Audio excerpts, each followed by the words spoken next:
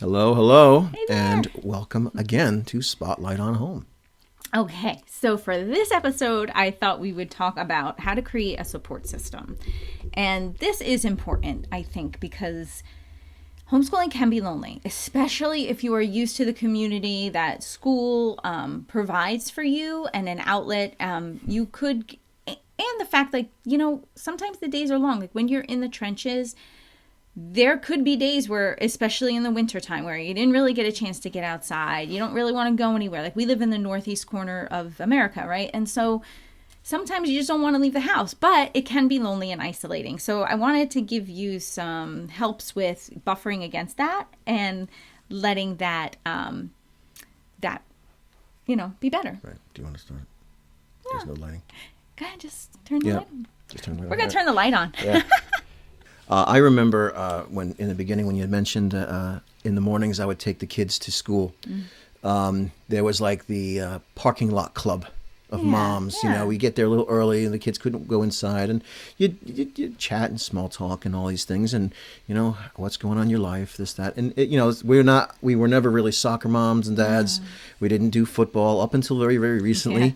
Yeah. We do now. So we do now. So we didn't have a lot of that, but there was always that little group that would form naturally. Well, now you've taken that away. Yeah. Oh my goodness, what do I do now? Or like if the kids are in school, you can go grab a cup of coffee with a girlfriend or go get a pedicure. Like they kind of had like built-in freedom. Everyone had the bit, same right? schedule. Yeah, and so you are giving that up in a sense when you decide to homeschool. And the reaction to that, especially if you're new and you don't have a tribe yet, it could be really lonely and isolating. And what is loneliness? Okay, so loneliness. So in my other life, I am a health educator too, and so I talk a lot about loneliness, and especially, I'll speak at homeschool conferences, and usually what I speak on is self-care for homeschool moms, which we will totally talk about here too.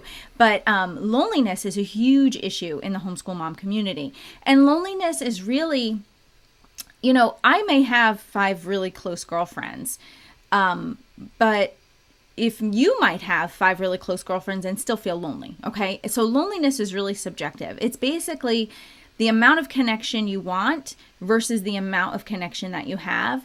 Loneliness is that gap in between. So if the amount of connection you want is less than the amount of connection that you actually have, you will feel lonely. So now one of my children is a total introvert, and she maybe has like one really good friend. More than one. What? More than one introvert. Oh, yeah. I thought you meant she had more than one friend. No, I'm like, really? No. One. She half a chooses friend. that. Like she Right. just doesn't feel lonely, but she's not a lonely person. No. She's very happy. No complaints. Like she's just not a real, doesn't love to be around people, has a really good confidence in herself, and that's it. Now we have another child who never feels lonely, but she's always around people. Always. And some of our boys follow suit with that She'll person. even hang out with us. Like they just, it's just really like how much connection do they want versus how much they actually have. Well, if there's a gap, that's where the loneliness comes in. And so it is hard, especially when you're first getting your feet wet with homeschooling. Okay, like, back even 100 years ago, you had neighborhoods. The kids could go out and play. Moms usually stayed home, and there would be this sort of connection between your neighbors and being able to go across the street and have a cup of tea with your neighbor or whatever. Like that is really kind of lost. So rather than expecting someone to like show up at your door, especially if you do feel lonely, be intentional yourself. I always say, like, if you feel lonely, find someone else who looks lonely and befriend them. I tell the kids, if you want to have a good friend, be a good friend. Well, the same thing comes up like as a homeschool mom. If you are lonely for connection, create opportunities to connect with other people. So that could be found through events at the library or co-op opportunities or, meetups at, find different homeschool clubs that might just get together for field trips. There is an endless amount of opportunity for connection. Like we live where there's mountains for skiing. And so there are homeschool clubs that get together just to go skiing, right? Like We got to get involved with one of those. I lived near ski resorts my whole I know, life. I've I know. never, ever We never skied. skied. Yeah. I'm afraid to fall now. If I break no, my leg, break your hip or forget something, it. that'd be terrible. Not interested. Wheel you around everywhere. But like you gotta. I'd love it. Yeah, you would. But anyway, but you have to be the one to take the initiative. No one is going to come knock on your door and say, "Oh, I heard you were homeschooling and you're probably really lonely, so why don't you why don't you Highly unlikely. come hang out with us," right? So one of the things that we're going to be doing is we're creating a Spotlight on Home membership community where every month we'll be creating videos and tutorials and homeschool helps and relationship helps and household economy helps and cooking tutorials and different activities and fun things we found that might interest the family, and trips and field trip ideas. And, we're going to make this community so that if indeed you do feel lonely and you're looking for connection and you're looking for that mentorship and that support, we're going to create that for you guys as well. And so I hope you get on the wait list for that and fill the form out. That will be rolling out within the next few weeks. As you're listening to this, it's September of 2021. But that's going to be rolling out. So I hope you join us for that. But for me, when it came to loneliness, finding connection, I found a lot of connection, not only through church, but through a homeschool co-op. So I was able, and I can honestly say now, especially as you do life with people, I think they said it takes about 200 hours of time spent with someone in order to form a friendship. It takes about 200 hours of invested time with another person to form a friendship. And as you do life with people, and that's actually why I do like co-op. I mean, it's great for the kids, but I feel like it's great for me because I also get out and get to meet people and get to interact with other moms, and then you're sharing ideas for like, oh, well, what worked for you with this issue, and what homeschool curriculum are you using? How is that working out? And is this normal? My kid picks his nose a lot. What's going on? There's just like this mother. Everybody has a similar goal. They all do it. So. Yeah, everybody has a similar goal. Is like to raise amazing kids. And so once you find that, you can, you find your tribe and then you can go with it. A friend of mine, she goes, I think it's called I think it's like 2,000 hours club or something like that. And the goal is to spend 2,000 hours outside a year.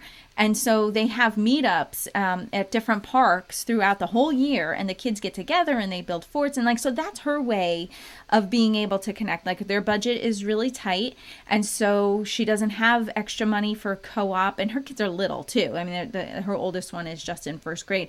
So for her to go to a co-op all day, she also has babies. It wouldn't work with their life, but she was able to find something, a group of other moms that are like-minded, that have the same ideas as her, and she was able to get into a group like that. So, and if you can't find something like that, create it, because chances are there's other people around that are looking for connection and community as well, especially as this homeschool movement grows. I think if you don't have it, you're going to probably be tempted to get back into school because that's what's familiar. Right. But definitely do your best to try to form a community. And don't overrun your abilities. Don't say, I got to have this community. Let's do one. We go camping, and you don't like camping. Yeah. Right. Yeah, you are not going to start the camping co-op where we're all going to spend 2,000 hours a year camping. An outdoor thing is not. Outdoors is at a resort with a guy coming by with a little. That's right. Drink with an umbrella and long straw. Okay. Right.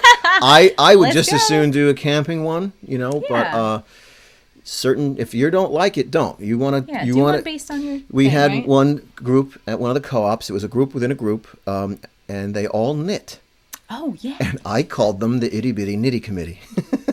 Which, I know that's probably a little... No, but they did actually name, like, then they did form a formal group, and then that actually, we told them, like, we call you guys the Itty Bitty Knitty Committee, and they're like, we're going to use that. Yeah. So that's actually what they named. Yeah. They actually did name their group. I was poking a little fun. Yeah. But they loved it. They embraced they thought it was fun. They were a nice bunch of ladies. Yeah. Right. So, it's just, you will find, actually, I think, too, once you start homeschooling and you kind of find your groove, you kind of start to attract the type of people who seem to be on the same page as you, especially with your parenting philosophies and the way you, how you're going to live your life. You'll either attract or repel certain people. I think that just goes along with it. So if you're you have a certain way, you'll find other people that are like that. They'll naturally be attracted to you. Here's another good example. If you have the ability to take a stack of paper plates and some construction paper and glue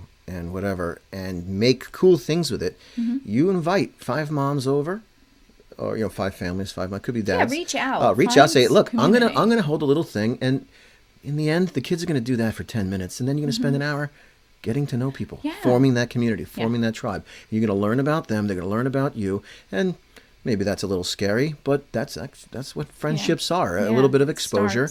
And that's actually what you're going to need when it's time. And they're going through it too.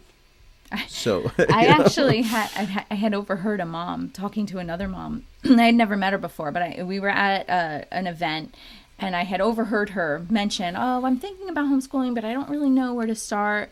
And I happened to just start talking to her a few minutes later, and I invited her over. Like, I didn't know her, right? But she seemed nice, and I'm like, "Do you want to come over? I've been homeschooling for a long time. I could show you what we use." Because I really feel like if you have someone that can like mentor you, that helps so much. And it was light, and shine a light.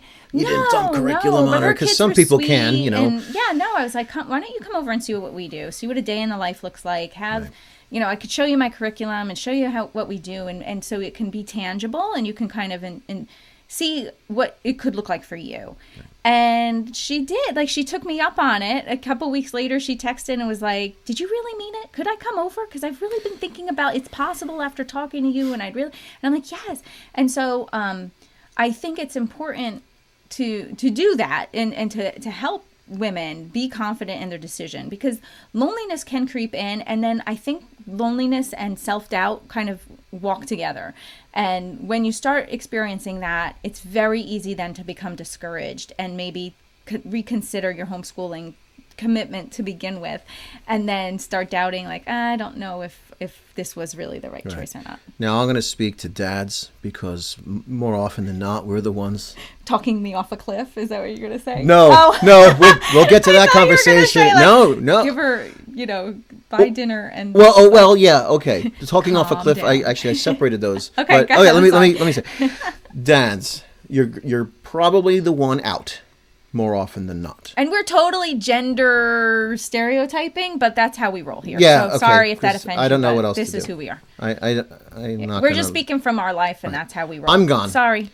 I work in New York City. It's almost 100 miles away, and that costs me time. It's 100 miles back, obviously. Yeah, you'll learn that, if you homeschool, you'll learn that. So that costs time, plus the hours, plus it's often unpredictable. The timing is very unpredictable. And that time away can create loneliness too. And I got news for you. Yeah, it does. It's your problem. Honestly, yeah. It is your problem. Yep, you're doing the right thing. You're the man. I'm taking care of this, blah, blah, blah. I provided, that's a little line I say, I provided you. And I have provided the luxury of homeschool. But that's it. It's not done there. It is going to be a major part you play in as little bit of time that's available. Oh, somebody's here to visit us. We're recording, Hi. buddy. Give us a second. Hey, Patty. It's your responsibility. If you're the head of this thing, the way we look at it scripturally, it's yours. You have to own it. Now, you can't you quit your job. Fine, I get that. But there are many things you can do in the margins. That 100 miles for me has turned into listening to the same books my kids do at school, or listening to often history podcasts. And I say, oh man, I'm just going to include this as part of our kids' curriculum, because some other people have done a great deal of work, and it's free. I mean, not all of it's free, but much of it is free. That's going to be your end, and I'm going to hold your feet to it, because it's doable. It's going to require you to change. It's going to require you to dig in. You are responsible for her loneliness. Now, you can do as much as you can. Maybe we got to, call the babysitter in and take her to dinner, because she's done such a great job and she's doing all that. Or the pamphlet for the local school is on the table. You say, okay, maybe I got to get somebody in here, once a month, help clean out. Yeah. Just because life didn't stop, just because you decided to homeschool. Right. The dishes stack up, the laundry stacks up, those little corners that are hard to reach. Maybe your wife's great at that. We're not great at it. If you looked at my desk right behind my computer, I can probably write my name a little bit of dust back there, but that's okay. We're accomplishing stuff here. The little guy's here at the door. I got to get to him in a minute. And it's time. I think we've covered what we're going to cover. Yeah, and actually, we're going to talk about in the next podcast. It's going to be a place for everything and everything in its place, and we can go over basic things like you'll need to find as a homeschooler, or basic things you'll probably want as a homeschooler, because it's very easy for homeschool to kind of take over the home. Yeah, and even though we say homeschool is a way of life or a lifestyle, you could still create order and stuff like that in that. So we'll go over that next time. But in the meantime, go over to spotlightonhome.com and check out the Spotlight on Home community membership and take a look at that. You probably get on the wait list for now, and we'll let you know when it's open and you're able to get in. And also, while you're on Spotlight at Home, go ahead and download the free PDF we have there for you. And it is like 10 tips to start homeschooling now, and it'll get you started right away with just getting you clear on what a homeschool day should look like, and all the tips and tools that we've been talking about. There's links and websites and helps for all of that stuff in there. So head on over to spotlightonhome.com and you can grab all that. Right. And just as a sort of a housekeeping note here, as far as we'll do our part to try to mitigate or help you mitigate loneliness, we were talking about a Facebook group, but we're kind of... we know everybody's at a different place when it comes to Facebook. So I personally hate Facebook. She hates it. I still have it.